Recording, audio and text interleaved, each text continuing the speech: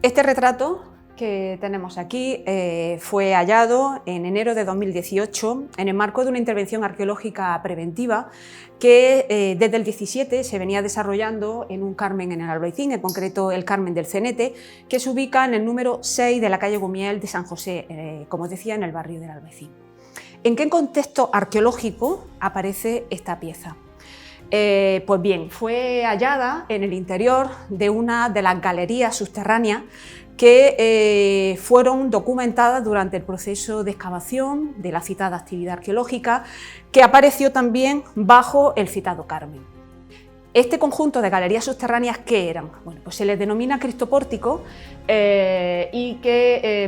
en dichas galerías tendrían una doble funcionalidad en este caso concreto, ¿no? Una serviría de cimentación, de una estructura, una subestructura que soportaría una terraza que se habría generado en la parte superior, y en esa terraza evidentemente habría otras construcciones hoy desaparecidas y no conocemos.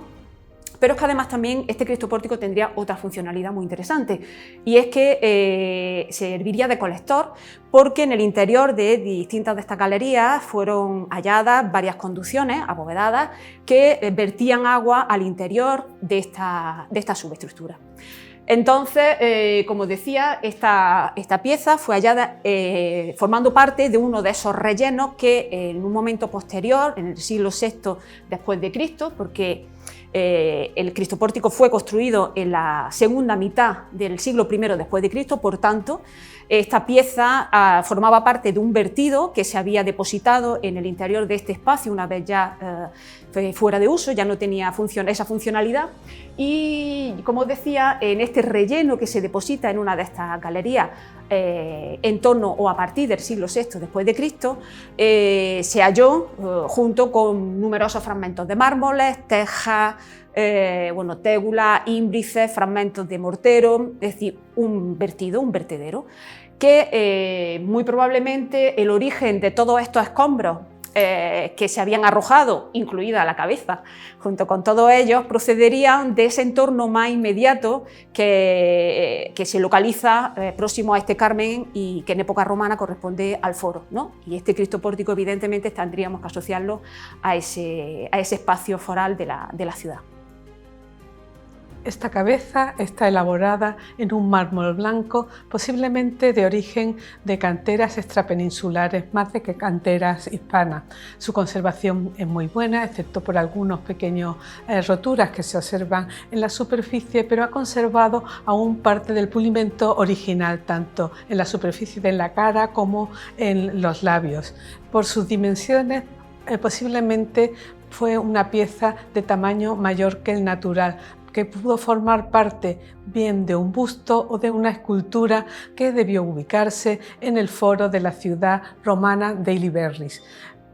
Se trata del retrato de un hombre maduro, con signos de la edad, con un peinado escalonado, con un amplio flequillo que emparenta con los retratos de los particulares trajanos adrianeos y que se puede paralelizar fundamentalmente con dos piezas extrahispanas, una conservada en el Palacio de los Conservadores de Roma, que no presenta barba, y una segunda que sí presenta barba, del Museo del Prado, pero se trata de un ejemplar extrahispano. Presenta una tupida barba en la que se ha utilizado el trépano para marcar los rizos, que es muy característica de la retratística del emperador Adriano, que junto con la hendidura en diagonal que presenta en el lóbulo de la oreja son características que se transmiten al retrato privado y que nos permiten fechar esta obra con seguridad en época del emperador Adriano. Se trata de una obra de una gran singularidad iconográfica que, por estas características y por su elaboración posiblemente en un mármol extrahispano, podemos decir que fue elaborada en talleres extrapeninsulares, una obra de importación quizás de un taller romano. Como ya se ha dicho, el contexto de descubrimiento de la pieza, muy próximo al foro de Iliberris, la Florentia Iliberritana, que fue un municipio agusteo, permite concluir que se trataría de una escultura, posiblemente, puesto que este retrato se insertaría dentro de una estatua completa, lo más probablemente, que estaría erigido en el foro de la ciudad. Por otro lado, las características estilísticas de la pieza, el tipo de mármol, que como también se ha dicho apunta a que fue elaborado posiblemente en un taller foráneo, no hispano, y los vínculos con retratos sobre todo de Italia y de la propia Roma,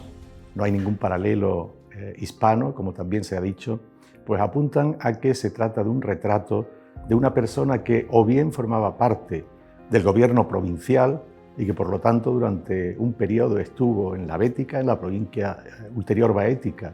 y fue por tanto homenajeado en el foro de Florentia y Liberritana, o bien más probablemente se trate de un miembro de la oligarquía local. Hay que tener presente que la epigrafía, tan rica en este museo, pedestales de estatuas, lamentablemente no se han conservado las estatuas correspondientes, pero sí esos pedestales que las soportaban en el propio foro, apuntan a la existencia de una serie de familias florentinas y liberritanas que se identifican sobre todo con los Cornelios, los Papirios y los Valerios. Esas familias llegan al Senado de Roma, son familias por tanto consulares, y quizás a una de ellas o a otras desconocidas que la epigrafía no constata, pues perteneció este retrato, un retrato ya de un hombre maduro al final de su carrera, pero que, ya digo, esas concomitancias con los talleres foráneos hispanos, pues posiblemente apuntan a que tuvo pues un desarrollo, podríamos decir, de su cursus honorum fuera de la propia Baética, y en un momento dado vuelve como hipótesis a su patria de origen, y aquí se le hace este homenaje en el foro de la ciudad. Por tanto, destaca tanto por esas singularidades iconográficas que ya se han apuntado en el estudio del propio retrato, cuanto por esa singularidad dentro de lo que fue el desarrollo de la élite bética en el periodo de Trajano y Adriano, al que se circunscribe este retrato. Hay que pensar que en ese momento estas oligarquías o los miembros de esas oligarquías de la ciudad de la Bética, entre las cuales la propia ciudad de Granada romana, alcanzaron las cotas más altas de las cúspides social del Imperio Romano, ingresando, como digo, en el propio Senado de Roma. Bueno, por último, debo destacar la singularidad de esta pieza en el marco de la colección arqueológica espléndida de este Museo Arqueológico de Granada, en cuanto que se trata del primer retrato que procede de Florentia y Liberritana, de Granada romana, y por tanto enriquece enormemente desde ese punto de vista, podríamos decir, del propio museo, la colección arqueológica de esta institución, que ya digo refleja perfectamente lo que fue el desarrollo de la cultura romana en todo este ámbito de la Bética oriental.